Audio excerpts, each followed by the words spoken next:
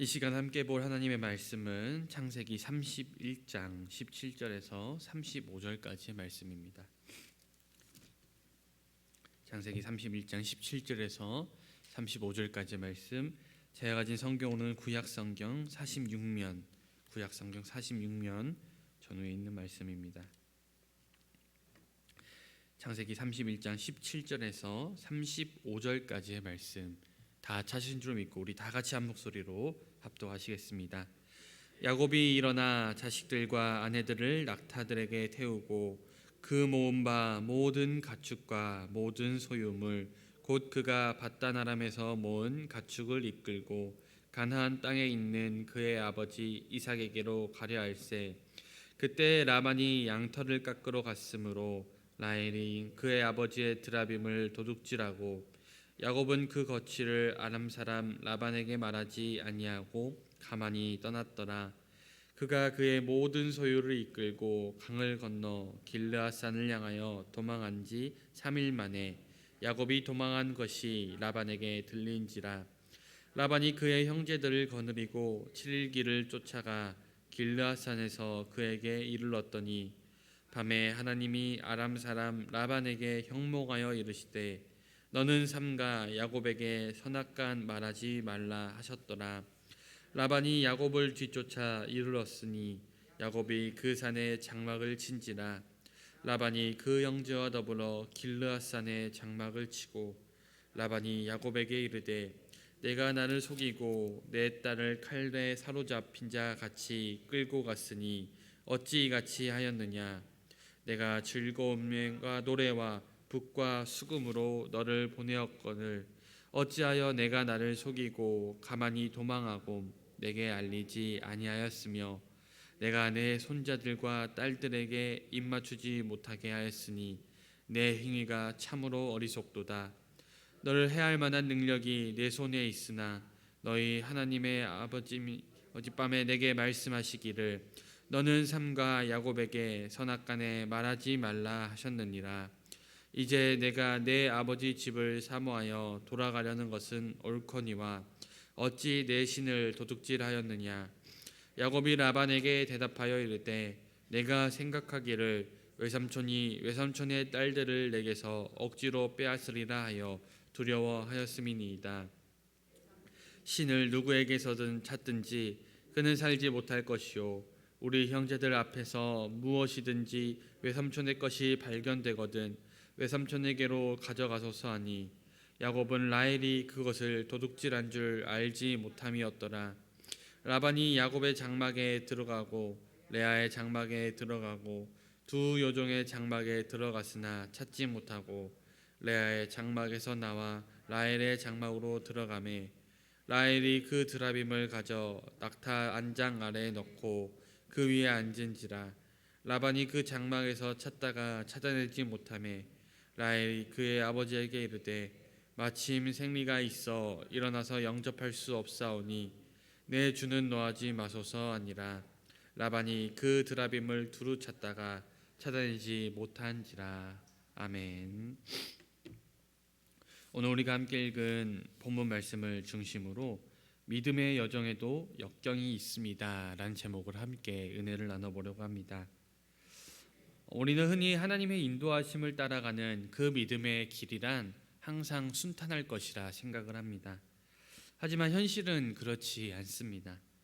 믿음의 길이라 할지라도 분명 그 길에는 기쁨과 감격이 있는 길임이 분명하지만 그에 못지않게 시련과 역경과 고난이 또한 있습니다. 그러나 하나님은 그 험한 과정 속에서도 우리를 안전하게 지키시고 보호해 주십니다. 우리가 걸어가는 그 길이 믿음의 길이 맞다면 하나님께서 우리를 안전하게 지켜주십니다. 오늘 야곱의 귀향 여정이 그것을 우리에게 보여주고 있습니다.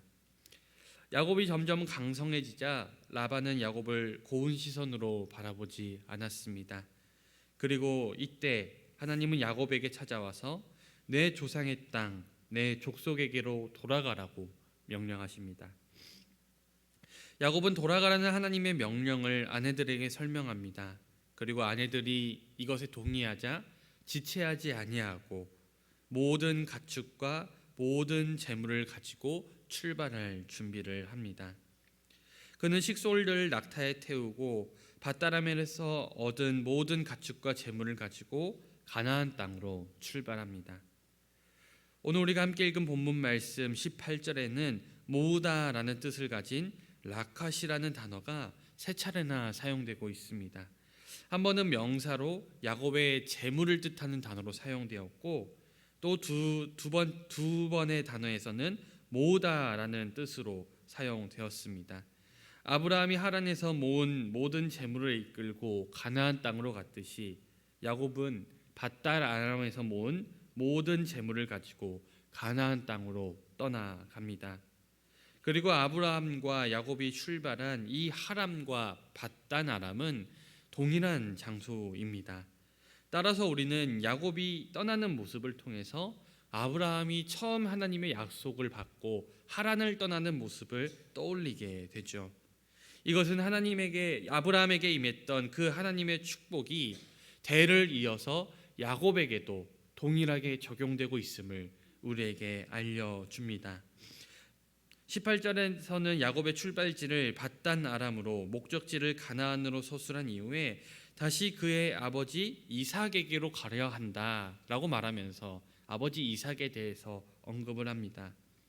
이삭은 야곱을 밧단 아람으로 보냈습니다. 그러나 야곱은 이제 다시 이삭에게로 돌아가려고 합니다.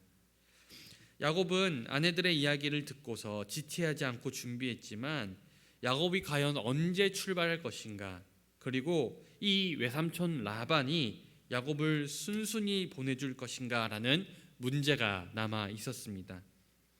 이에 19절은 라반이 양털을 깎으러 갔다라고 서술하고 있는데, 그 당시 이 고대 시대에서는 양털을 깎는 기간은 삶에서 가장 바쁜 기간이었습니다. 게다가 양털을 깎으려면 양털을 깎는 지역으로 수일간 이동해야 했습니다. 당연히 라반은 그 바쁜 와중에 집을 비우게 되었고, 이 시기를 틈타서 야곱은 라반에게서 떠났는데 라헬은 라반의 드라빔을 도둑질하였습니다. 드라빔이란 가족 신을 가리키는 것으로 드라빔을 가진 자는 특별한 권리를 가졌습니다. 이것은 안장 밑에 숨길 수 있을 정도로 아주 작은 것에서부터 사람과 비슷한 크기까지 그 크기와 그 모양이 다양했습니다. 물론 드라빔이 훔친 것이 발각된다면 그 사람을 목숨을 내놓아야 할 정도로 이 드라빔은 그 가문에서 굉장히 귀중한 보물이었습니다. 20절은 야곱이 라반에게 말하지 않고 가만히 떠났다라고 말하고 있습니다. 하지만 여기서 사용된 동사는 원래 도망가다라는 의미를 가지고 있는 동사이죠. 그러니 야곱은 라반으로부터 무사히 도망을 떠날 수 있었습니다. 21절에서 야곱은 강을 건너 길르앗산을 향하여 도망갔다라고 기록하고 있습니다. 가나안 땅을 향해 가고 있음을 설명하고 있는 것이죠. 여기서 다시 한번 도망했다라고 언급하는데 이 20절에서 사용된 동사가 그대로 사용되었습니다.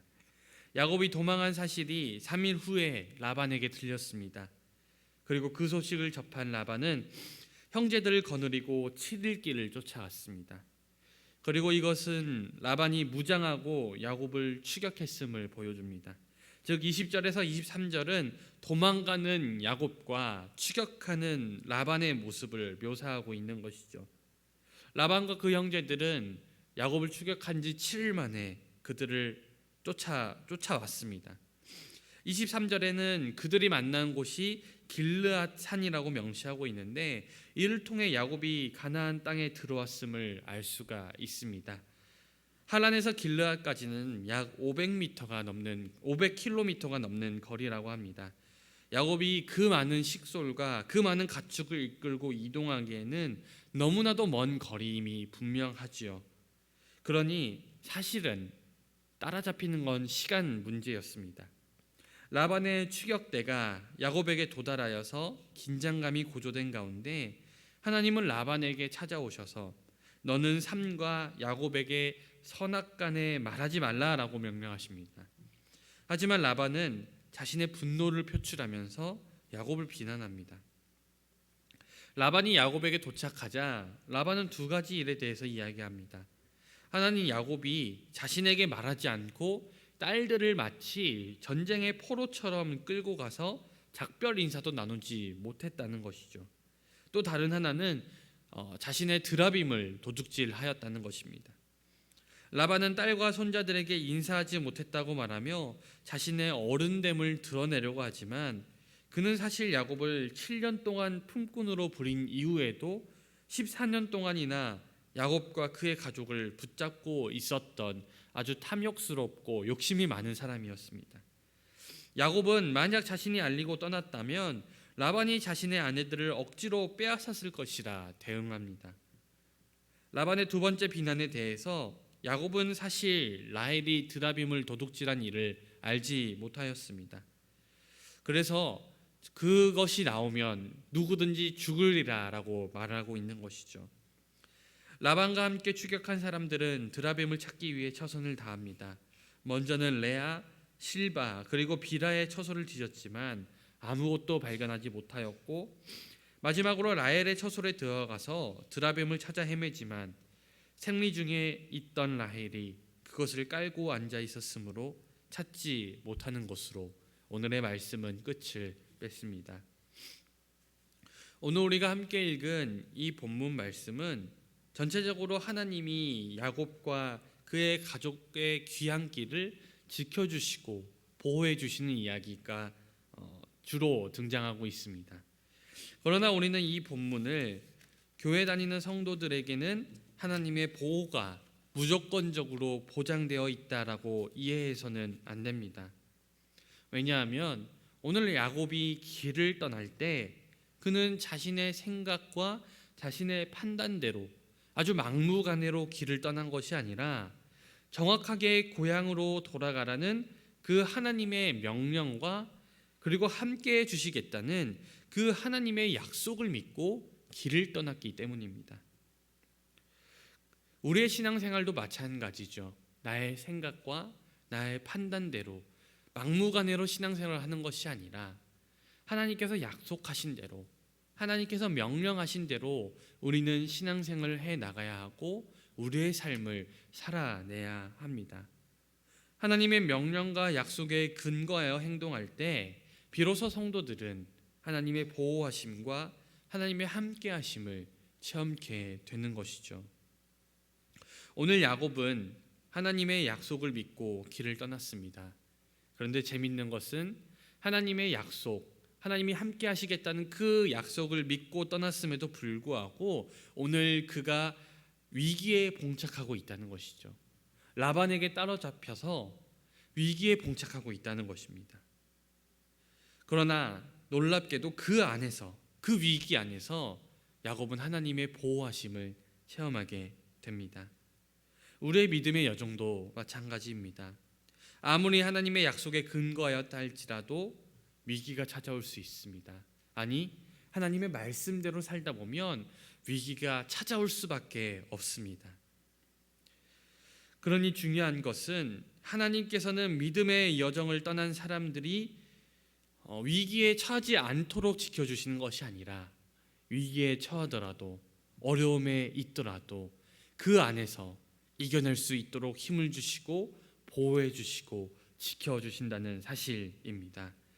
그러니 우리가 믿음의 여정을 떠날 때 그 여정이 불안해 보이고 위험해 보일지라도 하나님이 함께 하실 줄 믿고 과감하게 떠날 줄 아는 그러한 용기가 우리에게 필요합니다.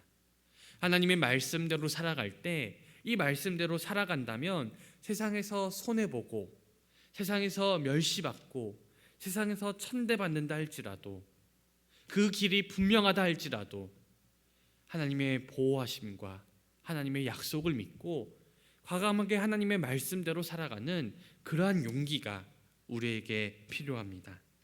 사랑하는 여러분, 우리가 세상을 살아갈 때 주님의 말씀대로 살다 보면 분명히 남들로부터 핍박받거나 손해보면서 살아야 할 때가 있습니다.